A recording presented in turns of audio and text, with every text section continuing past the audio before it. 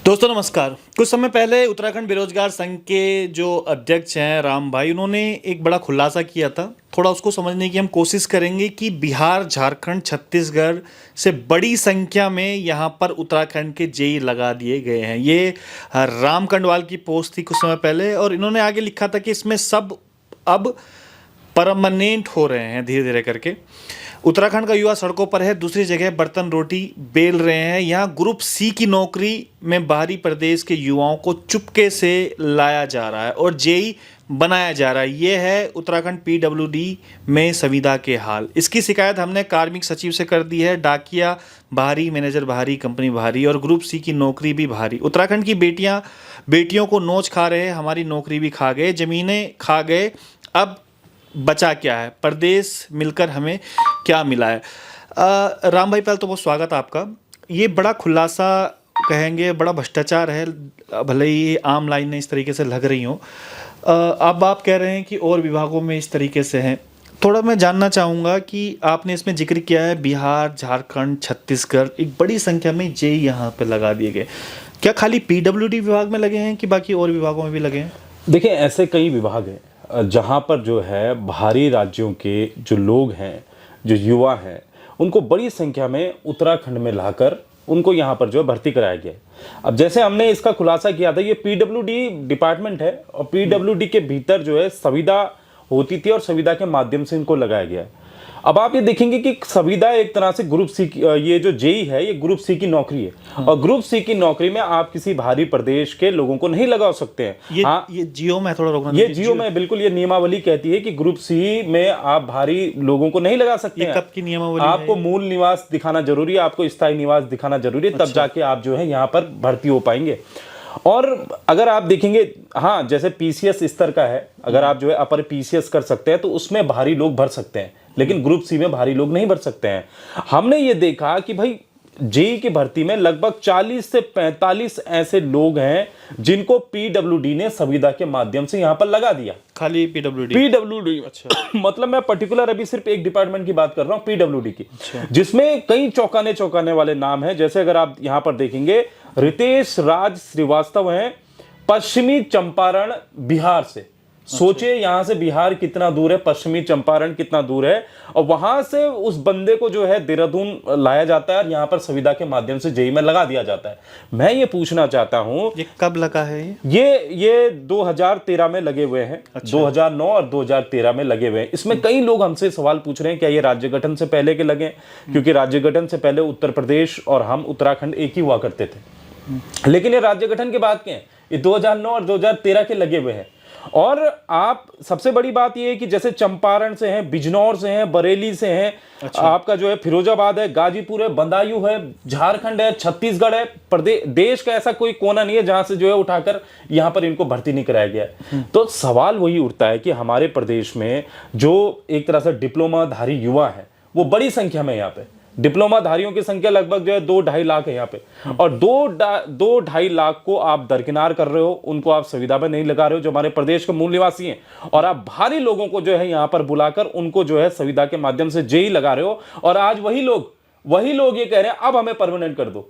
इसमें से कुछ परमानेंट हुए हैं, कुछ इसमें से परमानेंट हुए हैं, और बहुत सारे अब डिमांड कर रहे हैं कि हमें भी परमानेंट कर दो, क्योंकि संविदा के माध्यम से इनको जो है 10 से 12 साल हो गए किए हुए, तो आप ये चाह रहे हैं कि हमें परमानेंट कर दो। अच्छा, एक थोड़ा राम भाई, मेरा टेक्निकल सवाल ये है कि आपने कहा कि उत्तराखंड में जो ग्रुप सी की नौकरी है बाहरी प्रदेश से नहीं आ सकते। ये लगे हैं 2013 में और 2010 में लगे हुए। तो क्या ये जियो उससे पहले का है जो आप, जिसके बारे में आप जिक्र कर रहे हो? देखिए, होता क्या है कि पूरे देश की अगर आप नियमावली देखोगे, जैसे हम मध्य प्रदेश के फॉर्म नहीं भर सकते, हम मध्य प्रदेश ग्रुप सी के फॉर्म नहीं भर सकते, हम उत्तर प्रदेश ग्रुप सी के फॉर्म नहीं भर सकते, हम जो है झारखंड, जम्मू कश्मीर, हिमाचल प्रदेश, यहाँ के ग्रुप सी के फॉर्म हम नहीं भर सकते। वैसी जो है बाहर का कोई भी यहाँ पर ग्रुप सी के फॉर्म नहीं भर सकता है। ये उत्तराखंड के नियम में है। अगर आप ग्रुप सी की नौकरी में बाहरी ले आओगे तो उत्तराखंड पुलिस विभाग में भी फिर बाहरी लोग लग जाएंगे। नहीं, मेरा सवाल ये था, थोड़ा सा टेक्निकली ये था कि क्या ये 2010 से पहले का जियो है? बिल्कुल, ये जियो है, ये नियमावली है 10 से पहले के, राज्य गठन के बाद की नियमावली है। जब राज्य गठन हुआ था उसके तुरंत बाद ये नियम बन गए थे कि ग्रुप सी की नौकरी में जो है बाहर के लोग नहीं लग सकते हैं।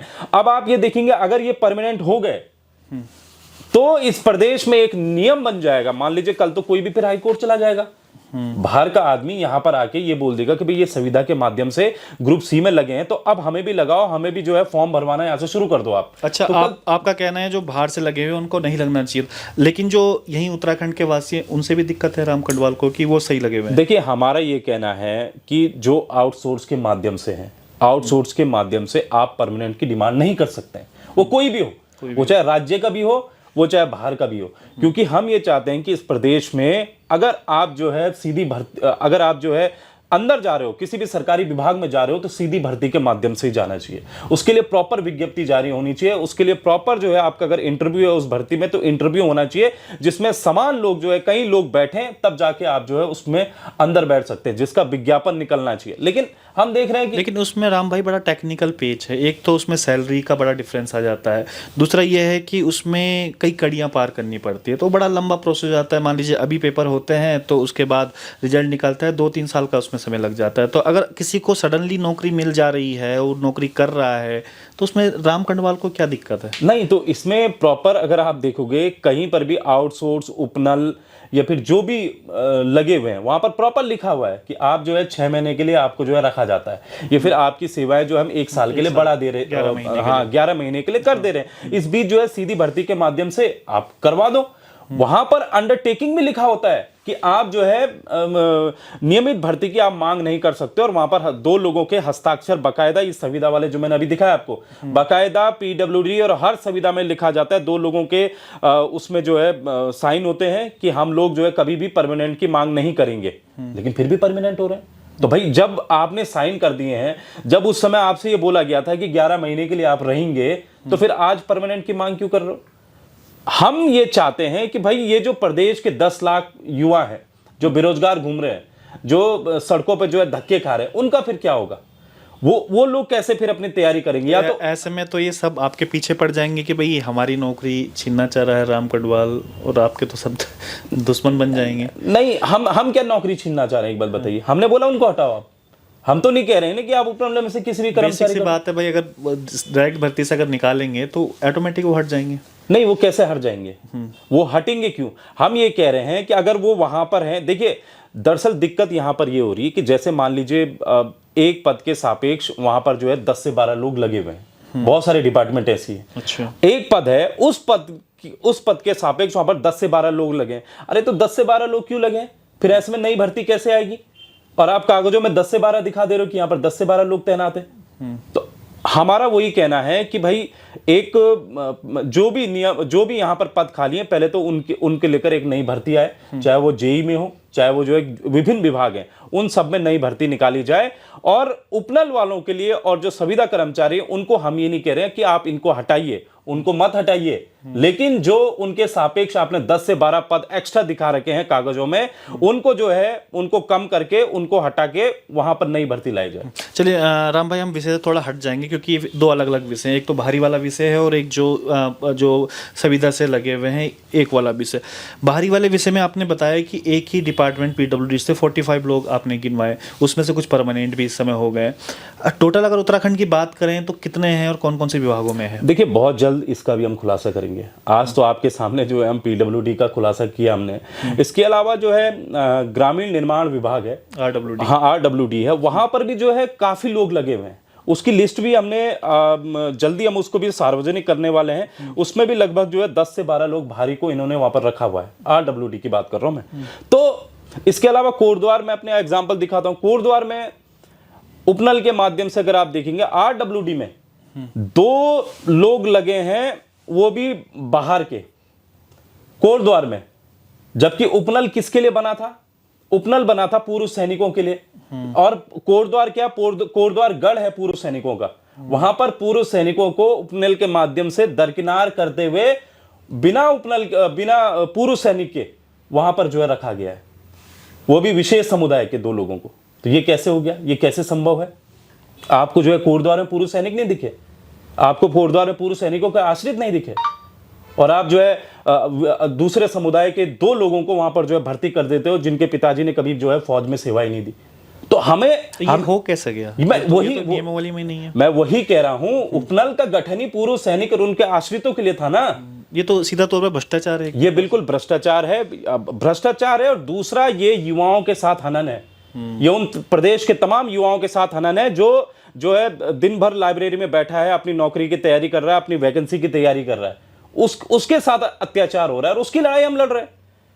हमने कई चीजें इस प्रदेश के जो है शासन प्रशासन, मुख्यमंत्री, आपका जो है कार्मिक सचिव, इन सबको हम दे चुके हैं कि भाई इस प्रदेश में चल क्या रहा है। आप बाहर से किसी को अंदर लगा दे रहे हो, आप प्रदेश के लोगों को ही, कोई नेता फोन कर रहा है कि मेरे 4 लोगों को लगा दे, वो नेता लगा दे रहा है और फिर वो 5 साल बाद कह रहे हैं कि भाई हमें पक्का कर दो। तो ऐसा चलेगा क्या?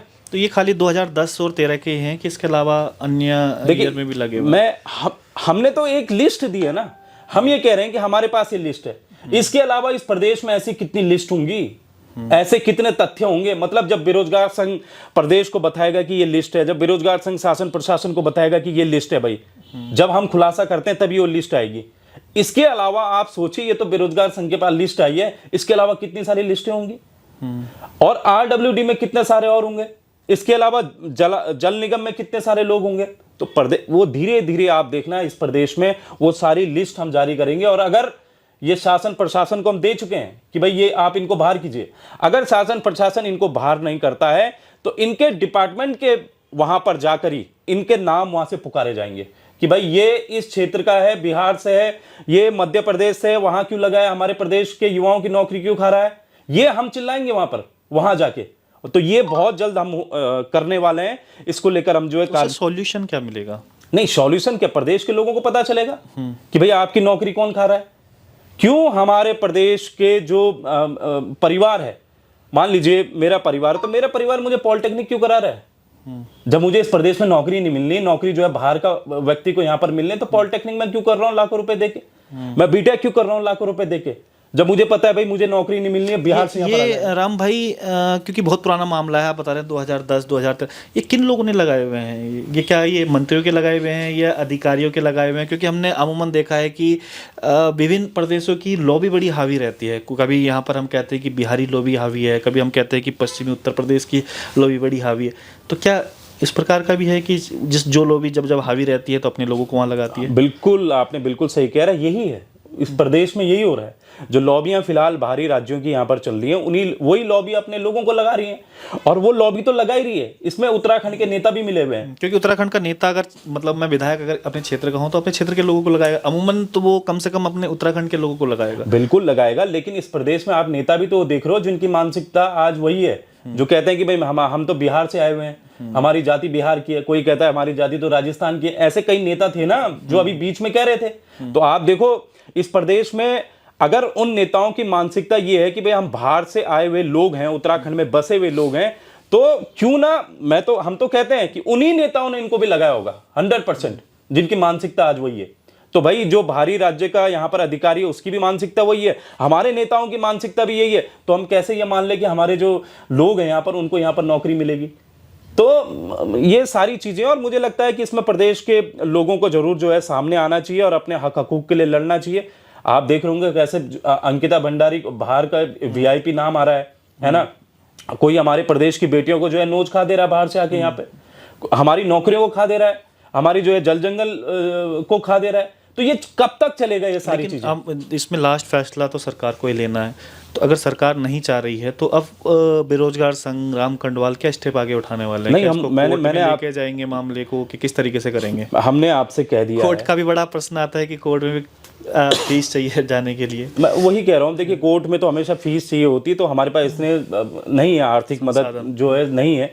लेकिन हम इतना कह सकते हैं कि बेरोजगार संघ से जितना हो सकता है उतना हम करेंगे, जितना इनके पीछे पड़ना हम पड़ेंगे। हमने कार्मिक सचिव को भी लेटर दिया है, देखते हैं अब उनको कार्रवाई करेंगे तो ठीक है, नहीं करेंगे तो फिर बेरोजगार संघ तो भाई मैंने अभी आपसे कहा है कि हम जगह जगह उस ऑफिस जाएंगे जहां जहां पर ये लोग तैनात है, और हम बाहर से चिल्लाएंगे कि भाई तू यहाँ का है, यहाँ से बाहर निकल। ऐसा हमने करना है। अच्छा, इसमें कुछ लोगों की पदोन्नति भी हुई है जो जेई से एई बने हो? देखिए जिस तरीके जेई का से मामला जो भी सामने आया है। बिल्कुल ऐसे भी कई मामले हैं जो जेई से एई बने हैं, ऐसे भी कई हैं जिनकी लिस्ट हम जो है बहुत जल्द उसका खुलासा हम करेंगे नई लिस्ट का। चलिए, बहुत बहुत धन्यवाद राम भाई आपका, क्योंकि आपके पास समय की भी थोड़ी कमी है। एक बहुत बड़ा खुलासा मैं कहूँ कि जिस प्रकार से राम कंडवाल ने बताया है कि 45 लोग अगर बिहार, झारखंड या अन्य प्रदेशों से आकर यहाँ पर लगे हैं, जबकि ये नियमावली के बिल्कुल विपरीत है कि अगर ग्रुप सी की वैकेंसीज हैं तो ग्रुप सी की वैकेंसीज में वहाँ का प्रदेश का ही जो मूल निवासी होगा या जो यहाँ का स्थायी निवासी होगा वही लगेगा, क्योंकि अन्य प्रदेशों में अगर आप जाएंगे तो यही नियमावली है।